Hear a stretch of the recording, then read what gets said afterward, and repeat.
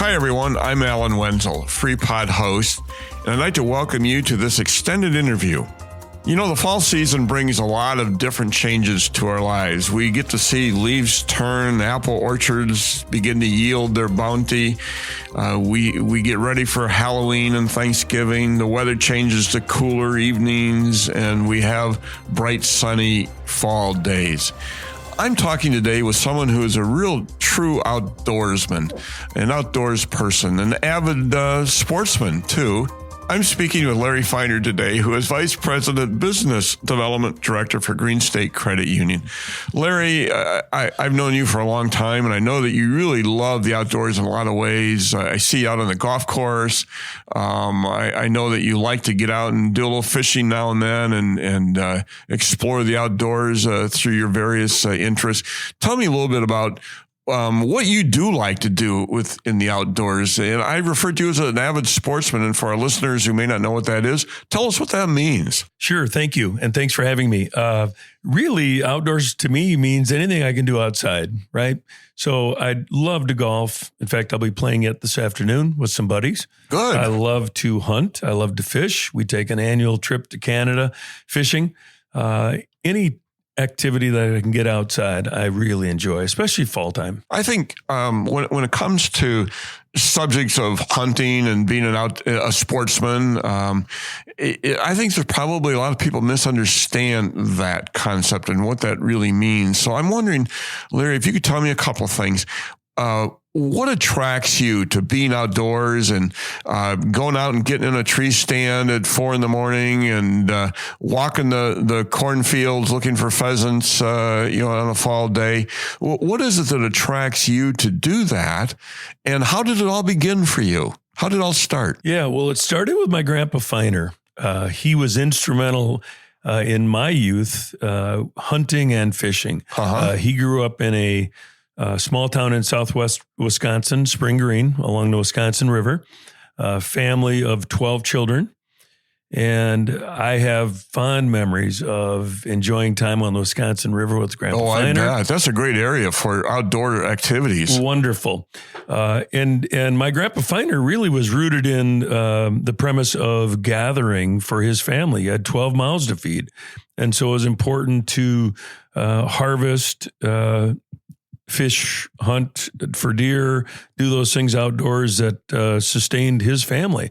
Now that's changed substantially, right? Since then, sure. We don't need to gather food to survive. None of us really.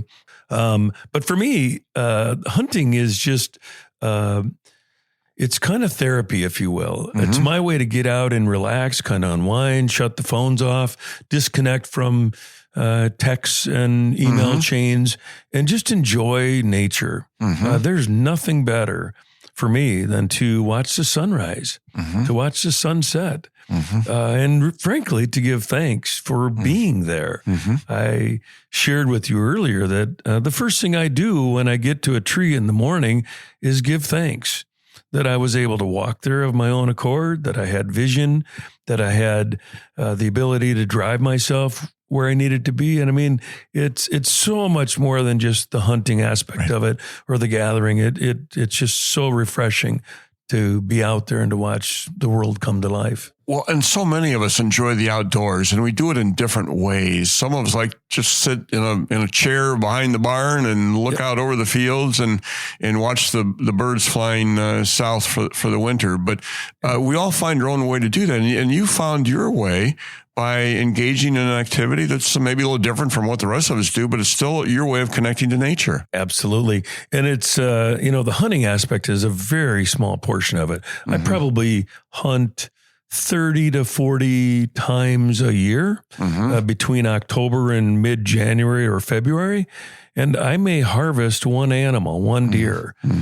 So it's not about the harvesting of an animal. It's more about all the softer side of things. It's also fun to be with friends and family. I've got a great circle of buddies and family that I hunt with. And so it's the stories and the memories that you form along the way and you forge with one another that's really important. Well, when you're talking about your grandfather up in Spring Green, Wisconsin, along the Wisconsin River, it seems to me like this all started as a way to keep family connections strong. It was a way to go out with your grandfather and walk the woods or go down by the river and be with family. And I have those same memories of my grandfather down along the Rock River near Dixon. When I was just a kid, he'd take me on. We'd fish for bullheads, and the backwaters of the Rock River down there. And those times with Grandpa, I couldn't have been more than 4 or 5. I still remember those. Absolutely, they form an impression. They do, and I have fond memories. In fact, I have memories of my grandpa and grandma Feiner fishing in Urfer's Slough, which was a backwater to the Wisconsin River, and catching northern. And then taking them home and cleaning them and eating them. Sure. I remember putting those bullheads. Bullheads weren't particularly, a good fish to eat. But I remember Grandma would clean them up, and Grandma, I think she hated to see us come back because we had these fish, and she'd have to clean them. And Grandpa never liked doing that part of it. And she'd throw them in the freezer. I think it probably stayed there for a year and a half, and I don't know if they ever got eaten. But it was the joy of being outdoors. And in this case, dropping a line in the water and catching some fish. But, for any of our listeners, I think the important message here is, Larry, is find a way to connect to family and to appreciate the outdoors at the same time is a wonderful way to do that. Absolutely. And even if it's to take a walk in the woods or to go for a bike ride or just to enjoy some time outdoors with one another, that's important. Yes. For those of us who are uninformed about the sportsman activities and hunting at this time of year, maybe you could tell us just a little bit, Larry, about what are the different seasons that are going on right now. For those of you who do like to go out and, like I say, walk the fields and climb up into a tree stand, deer season, I know, always happens around Thanksgiving. I know that turkey season has probably been going for a while. Can you just enlighten our listeners a little bit about what the season we're currently in? Yeah, sure. So the fall is the most active time of the year for outdoorsmen afield. Oh, it is. And it begins in really the mid-August timeframe where there's an actual season for squirrels. Oh, okay. That's followed by the bow and arrow season, which starts on October 1st and runs through January 15th. There are a couple of shotgun deer seasons that there's a 3-day weekend here coming up in November. I believe it's the 21st through the 23rd, and then another one in early December.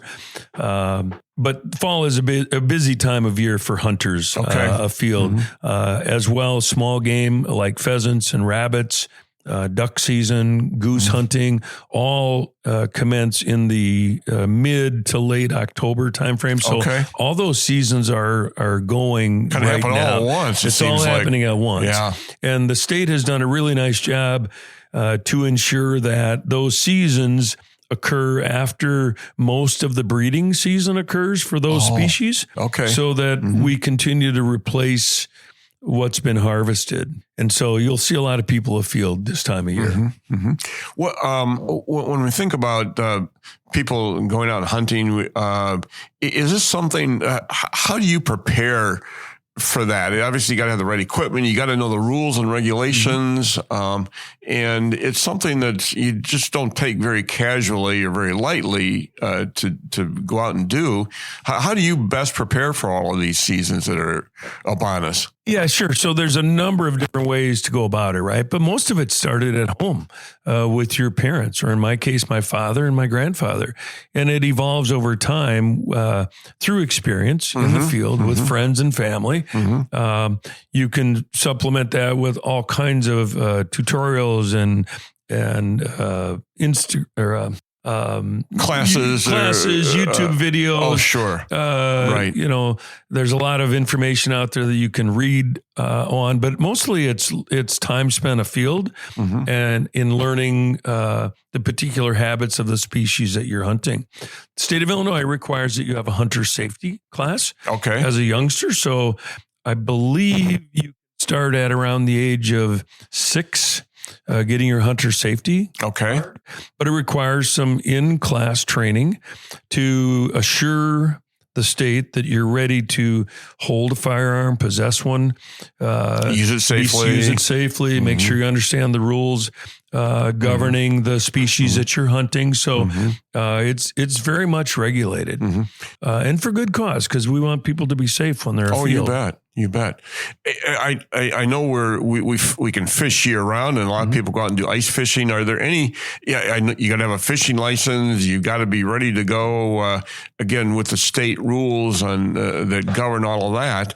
I'm going to ask you, do you have some favorite spots you like to drop a line here in Northwest Illinois? Or do you try to keep all that a secret? We do. Well, here's the classic response when asking people where they caught those fish. You know, we have people that'll come in and show me fish. They got a bunch of them. And I'll ask, where'd you get those? And the standard response is, it doesn't matter. They're not there anymore. That's good. I'm not quite as private with my spots, to be honest. I mean, listen, these are not ours, right? God creates these. He replenishes them each year. There's large antlered deer shot every year, and the good Lord blesses us with new ones next year. And so they're not ours. Yeah. They're for us to enjoy. Back to the fishing thing briefly, Larry. Is the Peck a good place to fish? You know what? Surprisingly, it is. In fact, I believe the state record walleye still resides, having been taken from the Pecatonica River. No kidding. Yeah, and it's over 13 or 14 pounds. Wow. The Peck has some really good fishing. Oh, good. That's good to know. There are spots, and I know a few of them, where we can catch walleyes. Yeah, that's neat. It's a really underutilized river system. So you don't have to go to Canada to get your walleye fix. No, you don't have to, but I sure enjoy it because the beauty of Canada is that it's with buddies. That we have a long-standing tradition, probably 40 to 50 years of going up to different spots. And the beauty of these spots are that when you get there, you're disconnected from what's going on back home, what's going on with your work, what's going on with your family, anything that's stressing you. I don't have access to email, to cell phones. Nobody's texting me. And so it's a real disconnect from the world we live in daily, which is really appealing. Sure. You know, for somebody that needs a little work-life balance, to be able to get away is wonderful. You know, something we don't want to forget here either is that this is not just a male-dominated sport, although a lot of men do it. Women also appreciate getting outdoors and getting into the fishing boat and getting their quota of northern or walleye or whatever it is that they're after. It's something that can be enjoyed by anyone. Yeah, really. In fact, in my lifetime, the female presence in the outdoors, especially in the hunting and fishing, has really increased. I mean, there's far more females in the sport that ever were before. My daughter, for instance, she's not an avid hunter or fisherman. She likes to come along with Dad. Oh, sure. And so I've spent many a sits in a tree stand with her, just visiting. Yeah, right.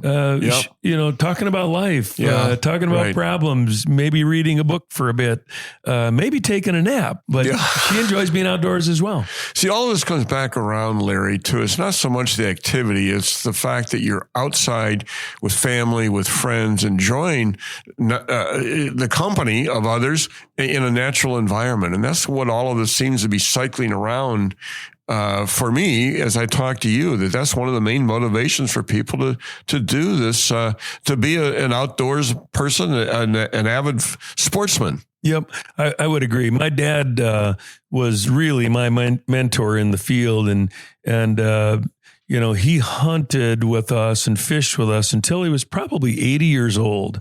But I remember him probably 20 years prior to him passing, where it was less and less important all the time for him to worry about harvesting anything. And it was more and more important about just being together and spending some time together. And Dad would always say, boy, this is special, for us to be together and to be out there. Yeah. And my cousin Greg would, we kind of chuckled about it at the time, but now as we've gotten older, it is special, right? It's fun to just spend some time together. So maybe that's the message here, Larry, to find time in this fall season, whatever the holiday period looks like for you, to find time to spend it with family, to reconnect with those that are important to you, your friends, neighbors, sons, daughters, parents. Maybe that's what the message here is. And you reminded us, I think, very nicely, Larry, of the benefits that come from that kind of reconnecting. Yeah, for me, that's why I do what I do. I mean, that's the enjoyable part of being outdoors and just appreciating what you've been blessed with. I appreciate your time, Larry, that you've spent with us today, sharing a little bit about your experiences as an outdoorsman and a sportsman at the same time. And I appreciate you sharing some of your thoughts, some of your family stories about how you got started in all of this. Yeah, well, I've enjoyed it as well. Have you got time for one more story? Time for one more story, Larry. And this really goes back to kind of the origin of the hunting. Providing for your family. I mentioned my Grandpa Feiner. He was instrumental in my upbringing in the outdoors. And my dad tells a story that I have to believe is true about my Grandpa Feiner, Spring Green, Wisconsin, allegedly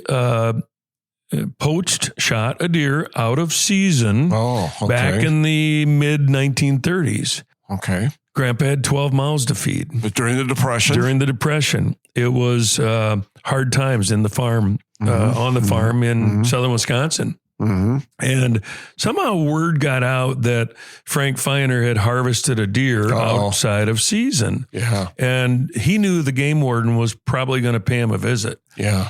And so the game warden did. And he asked Frank if he were to go to the barn, would he find a deer hanging there? And he says, no, you won't. And then he said, do you mind if I look around in the house here and check your freezer downstairs? And he said, you're welcome to look around, do whatever you got to do. But he said, don't bother Mom. Ma's upstairs. She's in bed. She's been sick. I don't want you to mess with her. Don't bother her. And so the warden agreed, looked around the house, didn't find the deer.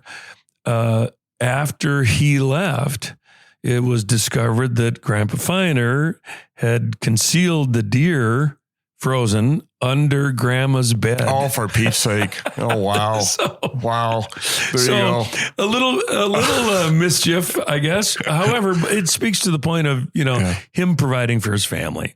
And we've evolved so much from that point. It's no longer about providing for your family. Right. It's more about enjoying the outdoors with your family. With your family and remembering the stories. Absolutely. Remember the stories and tell the stories. Cherish time with family and look forward to those times as we enter this holiday season. And Larry, I appreciate so much you taking time to remind us of what's important for us and what should be important. Thank you as well. Do it in the context of outdoors sportsmen's activities. I really appreciate that. Any final words for us, Larry, as we sign off here? No, enjoy the holidays with your families. Thank you so much for listening. Larry, thank you so much.